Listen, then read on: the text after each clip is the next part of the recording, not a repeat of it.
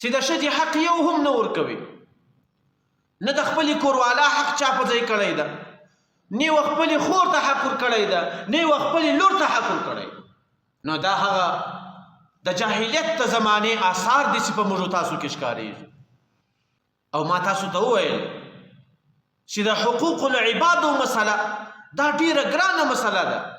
دا بیا انسان په زارۍ په توبه باندې په یو شي باندې هم نه خلاصېږي تر څو چې هغه حق و خپل مستحق ته نه وي رسولی یا هغه وده ته بخښه نه وي کړې. تاسو وګورئ د قرآن کریم دا یو قانون دی چې په هغه کې الله تعالی ټول قوانین ذکر کړي دي. د لمانځه امر یې تقریبا 83 وارې کړی ده، لیکن د لمانځه په احکامو کې نور څه نه دي بیان کړي، صرف دا یې ویلي دي چې لمونځ فرض دی. اوس د لمانځه چې کومه طریقه ده، د لمانځه څو رکعاته دي، لمونځ په کوم شي باندې فاسدېږي، په کوم شي نه فاسدېږي، د هغه یو شي وضاحت نشته. د هغو ټولو وضاحت محمد رسول الله صلی الله علیه وسلم په حدیث مبارکو کې کړی ده. داسې زکات راواخی، د هغه هم صرف د فرضیت حکم سوی ده، د هغه د پاره د نصاب او داسې چې چاته به ورکوي په کوم شي کې زکات واجب دی پر انسان باندې، د دې ټولو تفصیل چې دی هغه د محمد رسول الله په حدیثو کې بیان شوی دی.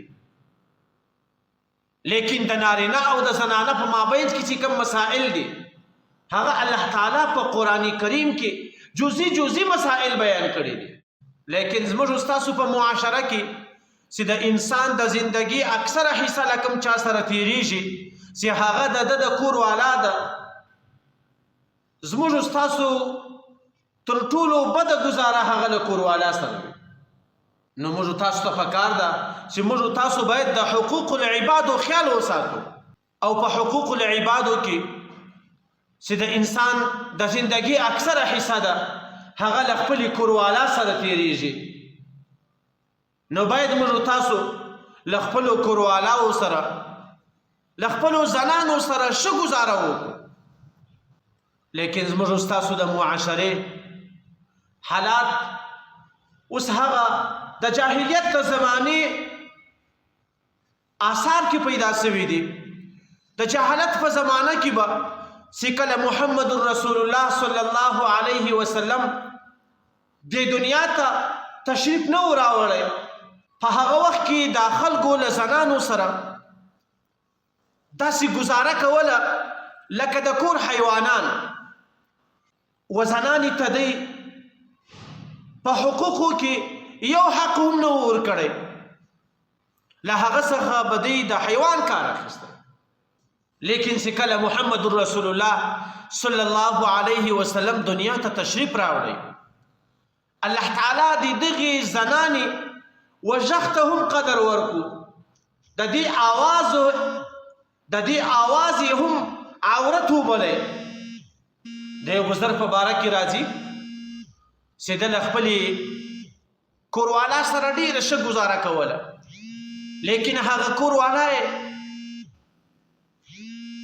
له ده سره ښه ګزاره نه کوله، ده ته بیا ډېر تکلیف رسوی، له ده سره بیا هر وخت جنجال و، ډېره جنجالي ښځه وله.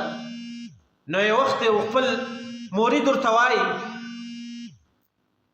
چې ته خو د دومره غټې مرتبې سړی او زنانه دي له تا سره سمه ګزاره نه کوي، ته دې زنانې ته طلاق ورکړه،